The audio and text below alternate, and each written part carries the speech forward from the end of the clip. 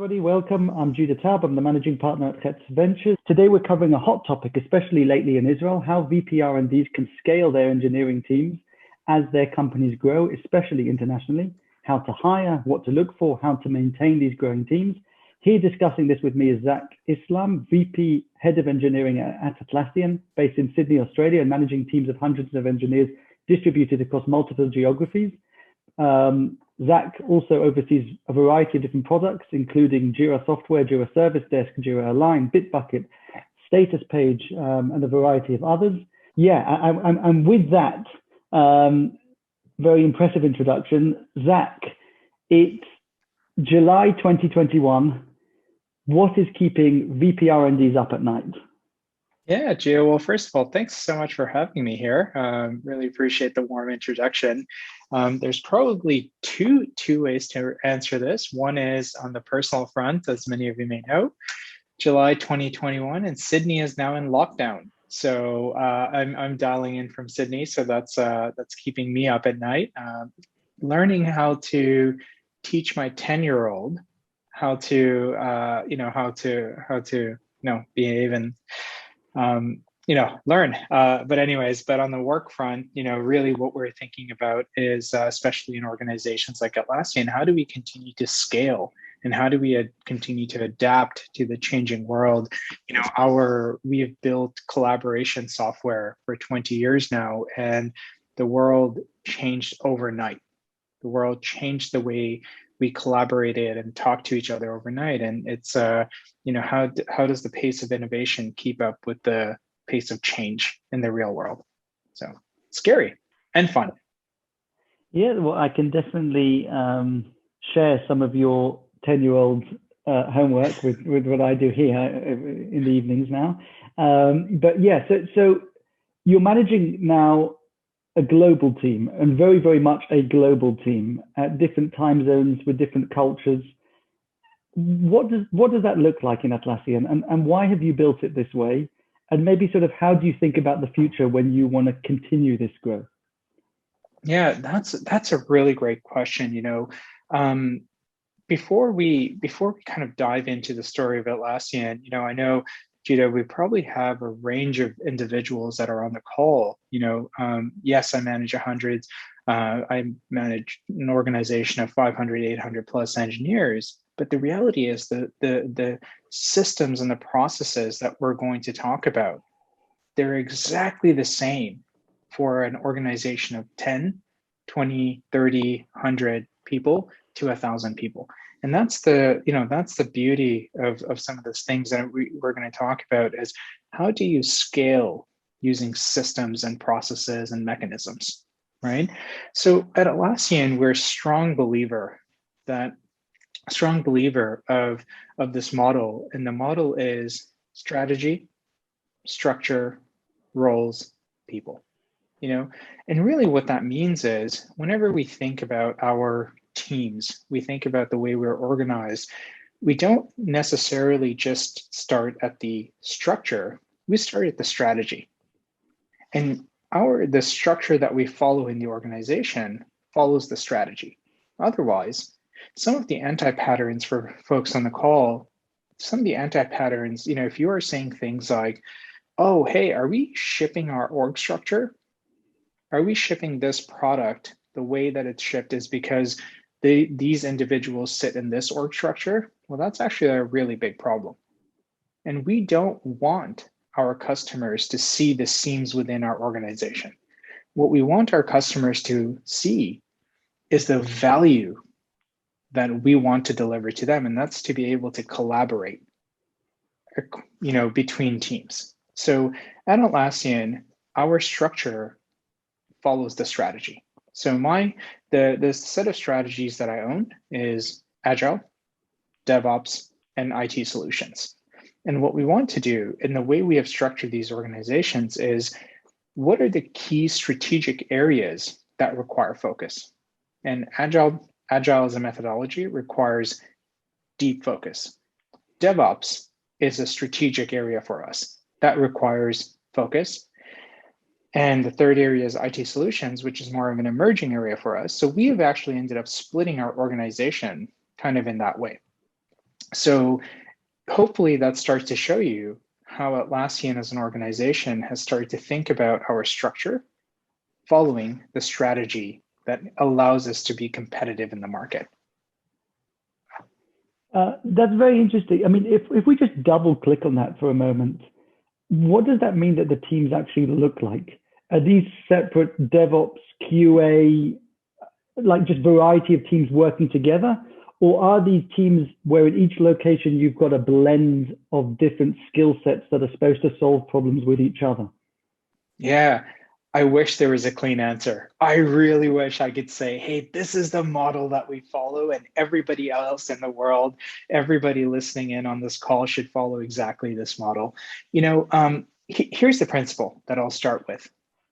The tools that we use have to be right for the job. And here's really what I mean by that.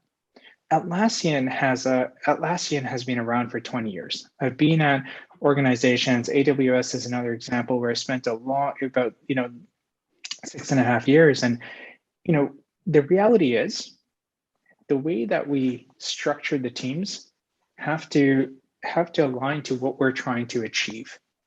So for some of the teams that are actually leveraging some of the more modern toolkits, they're running microservices, they're running on the latest stack, they are using CI/CD to deploy code multiple times a day.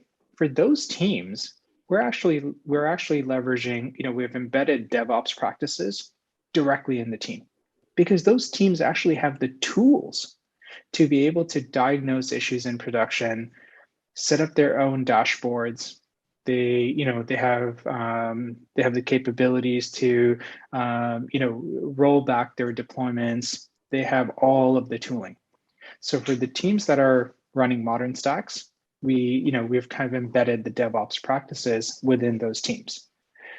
But for some of the teams that are running really, really, I would say not really old code bases, but that are running more of the monolith type architecture, where it's a really big code base, and it's the tooling and the capabilities within the product aren't necessarily at the level where it's where you can do self-management.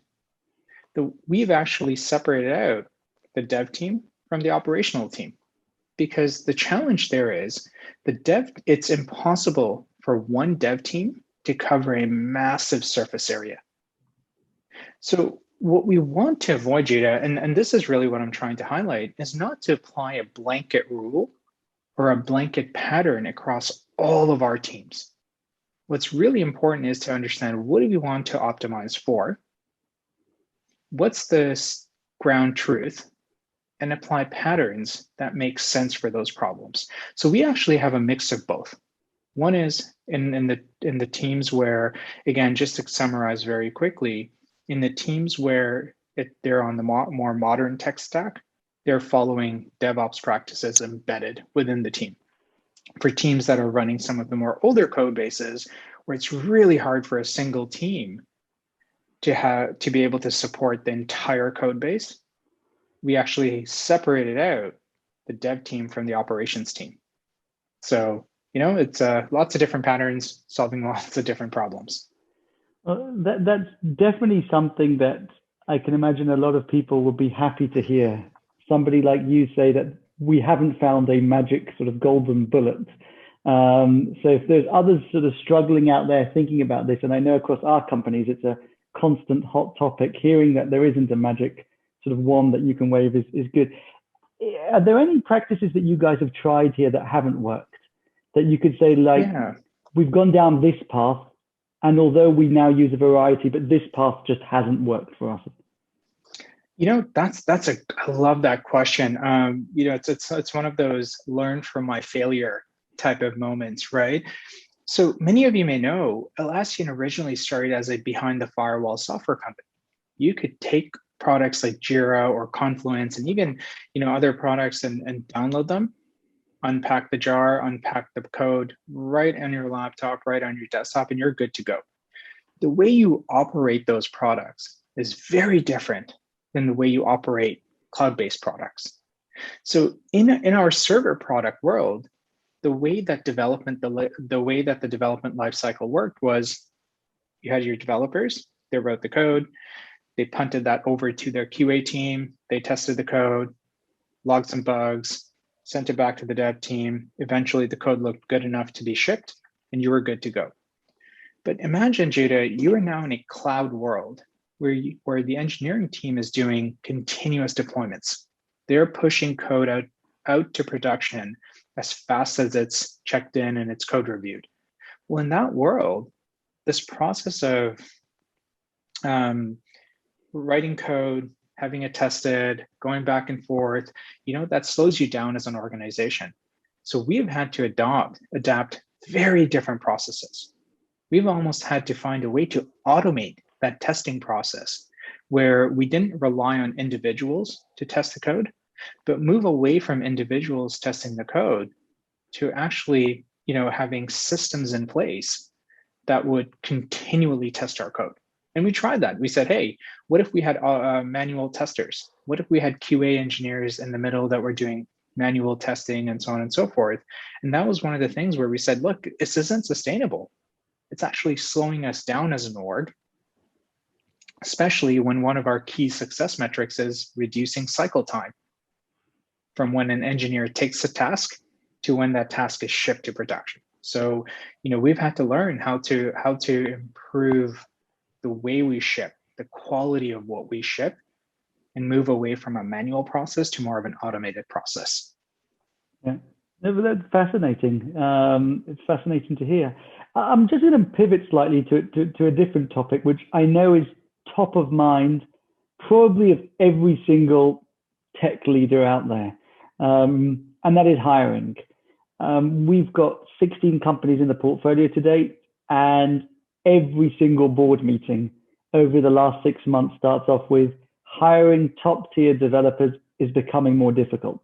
And if you're a 10-man team looking to grow to 20 or 150 looking to grow to 400, and we've sort of got a variety between those two numbers, it's just a challenge. Everybody is doubling up. There's not enough people out there.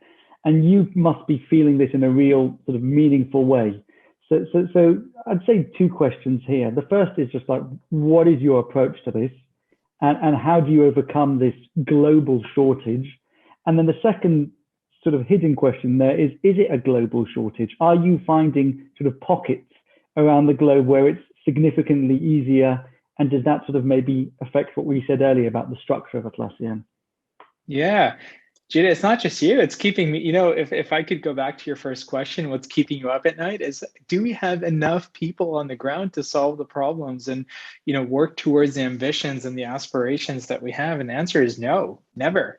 But there are some things that we have done. There are some things that we have done to unblock some of the barriers in the system that we originally created. So many of you may know Atlassian recently shifted or introduced this idea of team anywhere. And what does that mean?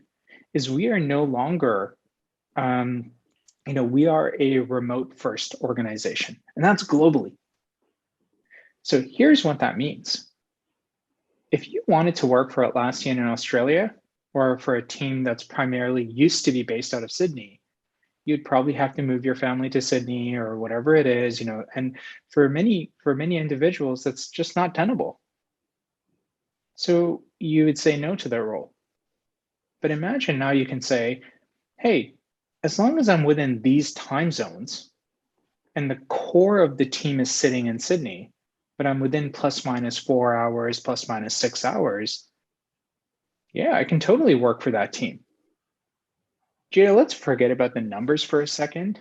Can you imagine the reach that in the how wide we can reach now? That's, so we have fundamentally challenged the way people work, right? Challenging where people work. And what that's allowed us to do is really open up the funnel. And now we don't just look at folks in Sydney or San Francisco or Bengaluru. We're saying, hey, we're going to look for individuals for these set of teams within this region. So that was one thing that we did, is actually went from a, being location-based to now expanding that to being kind of region-based. And you can imagine how much of a funnel we were able to create. So that's one aspect that we looked at. Here's the next aspect that we looked at, and this is more of my favorite area. This is something I was able to drive in the organization. Is for many of you listening in, how often are you evaluating for how well an engineer is able to use the tools that you're using versus their ability to learn the tools that you're using? So here's what I mean by that. Let's just say today you are leveraging AWS, your code stack is in Java or Go or PHP. I know nobody wants to use PHP, but bear with me. Whatever language you're using. How often are you evaluating for the particular skills or the way that somebody is actually using the tools that you are versus their ability to learn and continue to adapt to the changing landscape? And that's what we did at Atlassian, Jira, a couple of years ago, is we said, we're no longer hiring Java engineers. From now on, we're going to hire engineers that can demonstrate their ability to solve problems, that can demonstrate their ability to learn new languages. They can demonstrate their ability to solve problems, solve unique problems. And that allowed us to expand our reach into people we would have never thought about hiring. And that's working out amazingly well for us. But what we've had to do is that created kind of challenges internally is, ramp up time of engineers coming in from the outside to Atlassian kind of went up. So there's nothing, it's not free. It's not a solution that doesn't come without its own set of challenges. But the problems that were created, the second and the third order problems that were created as a result of the solution that we put in, those were manageable problems. And now we have a really rigorous onboarding plan. Now we have a rigorous, L&D team that can help engineers ramp up on particular languages, particular technologies. Those are solvable. Those are far easier than sourcing candidates. So I would say those are the two things we've done is we've gone fully remote and we've changed the way we assess candidates. First of all, that's fascinating. And it seems to be that there's a theme between both of them of widening your net so that there's a much larger pool of candidates. I'll get to the onboarding part, which you've alluded to with the second, but just to sort of pick up on the first one of talking to candidates under the same time zone or within a time zone frame, clearly expands your pool. I'm asking if there's not a drawback there and if you've started to feel that, because across some of our startups at the beginning, especially of COVID, everyone was saying, we've gone fully remote. We haven't felt any blip. Everybody's just as productive as before. If anything, they're even more productive than they were before. We were hearing everything. And I think over the last 12 and 18 months, more and more of at least our startups have seen the downside of being fully remote. So I'm asking if you have hired somebody who's 3 hours drive away from the main office. Sometimes it might even be a flight away, but in the same time zone. How is that playing out? Yeah, I love that question again. Boy, I have a framework for all the questions you're asking me. I'm sorry for that, but why stop now, right? Let's keep the theme going. Honestly, the way that I think about scaling organizations is kind of in a pyramid, and you always start with the people.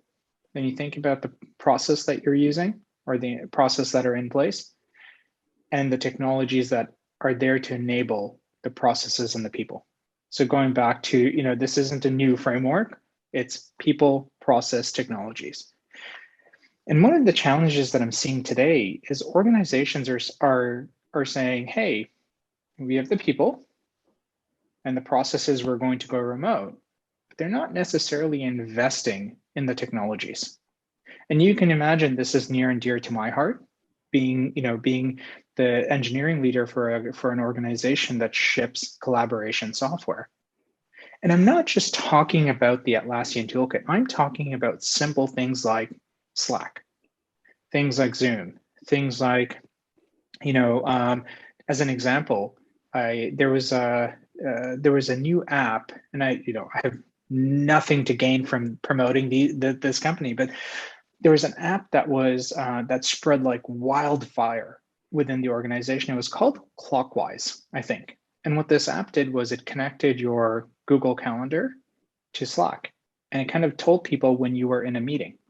It just updated your Slack status by saying, hey, this person's in this meeting. And that was a signal to anybody that was live chatting with that individual that, hey, you can't synchronously communicate with Judah or Zach at the moment because he's actually in a meeting.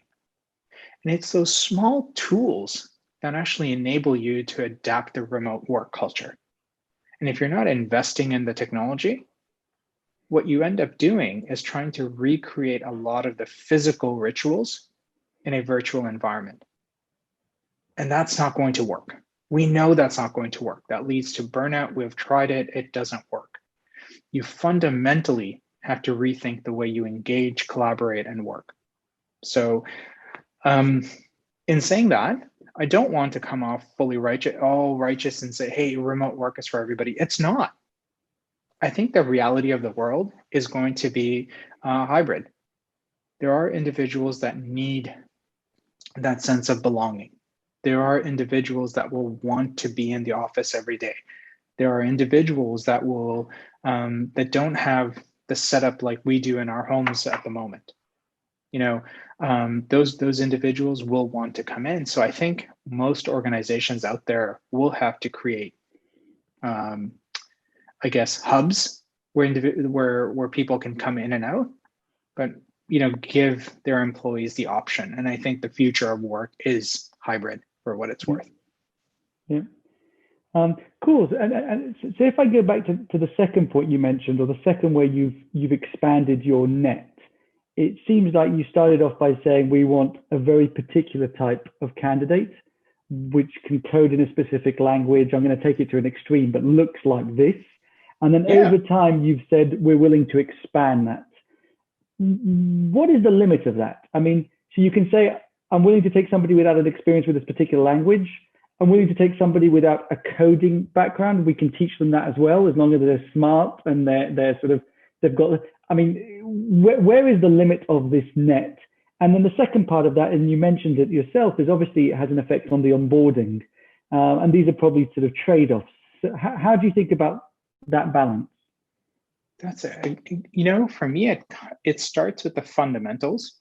So if you are a product manager, as an example, in order for you to be able to solve problems effectively, you have to have a fundamental understanding of product management principles. Same thing with being an engineer. This is near and dear to my heart, is we don't want somebody to come in and reinvent, existing data structures. We don't want somebody to come in and reinvent algorithms that have existed out in the world for 20, 30 years.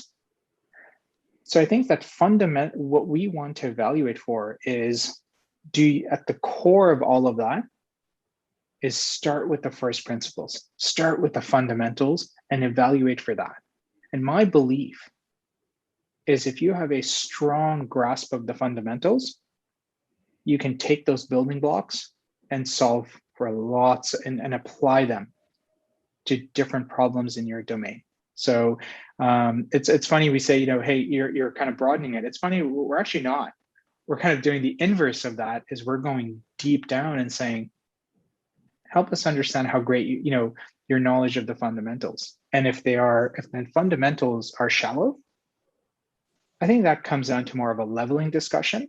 So instead of you coming in at a senior engineer or a senior product manager, you can come in as maybe a mid-level engineer or a junior engineer, learn from people around you, and continue to grow and scale your career. Oh, fantastic. There's one question I've still got to ask, and that is because there are roughly, say, 250 people here going to be listening live. And these are all potential candidates, maybe one day for Atlassian. So this is a good pitch opportunity.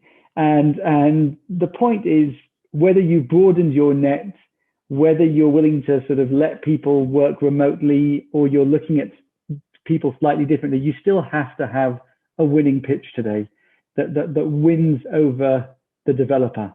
How do you do that? What I mean, if we were to play roles here, what does that look like today? Yeah. Well, I appreciate that opportunity. I think so. I'll tell you why I joined Atlassian and why working for a company like Atlassian means so much to me is you get to deliver code to your customers. You get to use your skills to change the lives of your customers, to help them innovate. The tools and the software that we're delivering are powering things like the planning of launches into space. And if that doesn't inspire you, I'm not sure what will, right? Is folks at NASA, folks at JPL, they're using our tools to plan how they're going to launch spaceships. That's what we get to do. That's the impact that we have on the world. And but going back to something a bit more tactical for everybody that's listening in, it's your brand. It's the impact that you're going to have on the world. It's how you're going to change your customers' lives. That's what inspires people, and that's why I think people want to work with Atlassian. Come work for Atlassian. Well, I must say you've definitely persuaded me on that first part. I'm looking to. Oh, good. I'm quitting my job. We'll have a follow-up call after this, if that's okay.